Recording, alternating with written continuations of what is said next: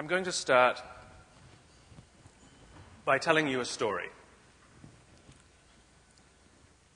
On a cold January, a 43-year-old man was sworn in as the chief executive of his country.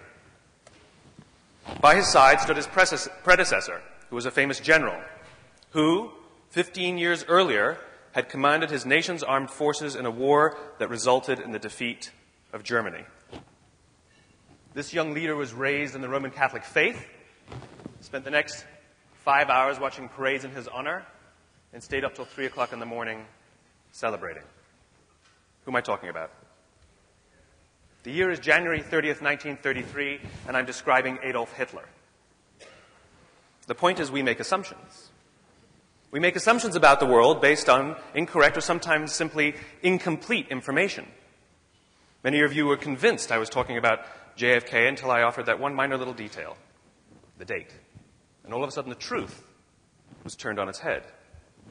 I'm fascinated by this because, you see, assumptions govern our behavior. It wasn't that long ago that people thought the world was flat, and it changed the behavior of pretty much everyone on the planet. There was no exploration in these days because people were too afraid that if they traveled too far, they'd fall off the end. And so they stayed put.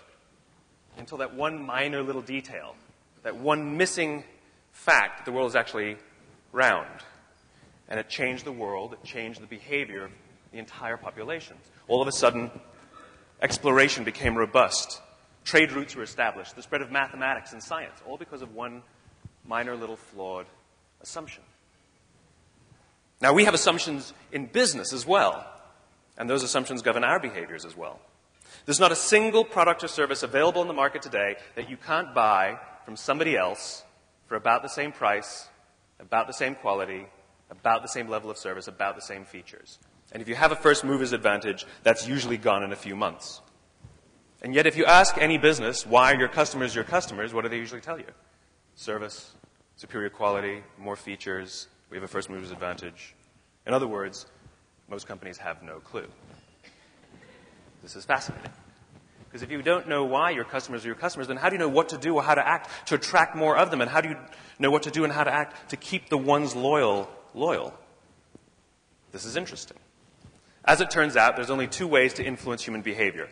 You can either manipulate it or you can inspire it. Examples of manipulation in business are things like dropping your price. If you drop your price low enough, people will buy from you.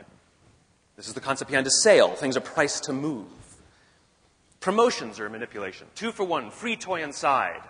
Or if you're in the business-to-business space, we call it value added. It's the same thing. It's giving things away for free to reduce the risk so that people will do business with you. There are other manipulations as well. You see them a lot in marketing. Fear, fantastic manipulator. Oh, you can get people to do all kinds of things if you scare them. Peer pressure, 4 to 5 dentists, peer pressure, billion served. You know, we've all had experiences where somebody's come to sit in our office and tell us, 70% of your competitors are using our service. Why aren't you?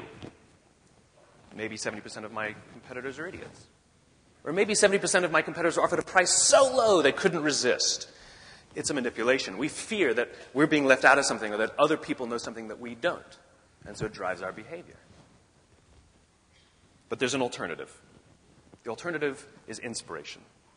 And by the way, I cannot dispute that all the manipulative techniques work. They absolutely do. It's why companies use them. The problem is, not a single one of them breeds loyalty.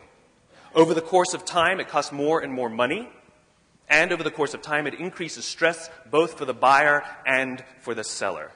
It is stressful for people to make decisions about which company or which product to choose today. Which cereal should I buy? Hundreds of them. Hundreds of them. Which cell phone provider should I go with? And we're completely bombarded by all the other manipulations from other companies. It's stressful to be a consumer. But it's stressful to be a seller as well because we have to stand out in this crowd. How do we stand out? And as I said, the alternative is inspiration. There are a few leaders and a few companies that tend to rely vastly more on inspiration than manipulation. I'll talk about some of the big ones like Apple Computers, or Martin Luther King, or Harley Davidson. What all of these inspiring organizations and inspiring leaders have in common is they have the most loyal customers. They have the most loyal employees. They're more innovative, they're more profitable, they can charge a premium if they want to, and most importantly, they can sustain all of these things for the long term. Here's the remarkable thing. Every single one of these inspiring leaders and inspiring organizations, regardless of their size, regardless of their industry, every single one of them thinks, acts, and communicates the exact same way, and it's the complete opposite to the rest of us. All I did was write it down. I call it the golden circle, and it's probably the world's simplest idea. It's a bullseye. Why in the middle, how in the middle ring, and what in the outside ring.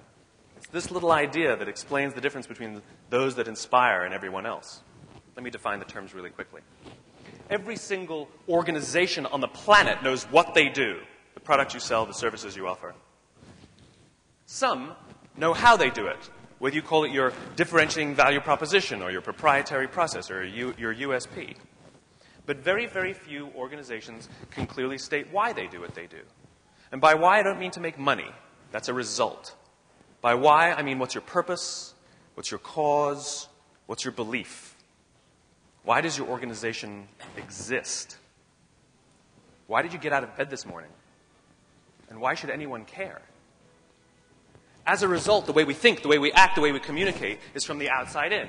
It's obvious. We go from the clearest thing to the fuzziest thing. But not the inspired leaders, not the inspired organizations. Every single one of them, regardless of their size, regardless of their industry, thinks, acts, and communicates from the inside out. Let me give you an example. I use Apple computers a lot just because they're easy to understand and we all get it. If Apple were like everyone else, a marketing message from them would sound like this. We make great computers. That's what they do. They're beautifully designed, simple to use, and user-friendly. Want to buy one? Meh. That is how most organizations communicate. They tell us what they do. They tell us how they're different or better than their competition. They expect some sort of behavior, usually a purchase. Here's our new car. It's got tinted windows, leather seats, a great engine. Buy it. Here's our law firm. We've got all the best lawyers. We went to all the best schools. We win all our cases. Choose us. But that's not how Apple does it. Here's how they actually communicate. They start with why. Everything we do, we believe in challenging the status quo. We believe in thinking differently. The way we challenge the status quo is by making our products beautifully designed and simple to use and user-friendly. We just happen to make great computers.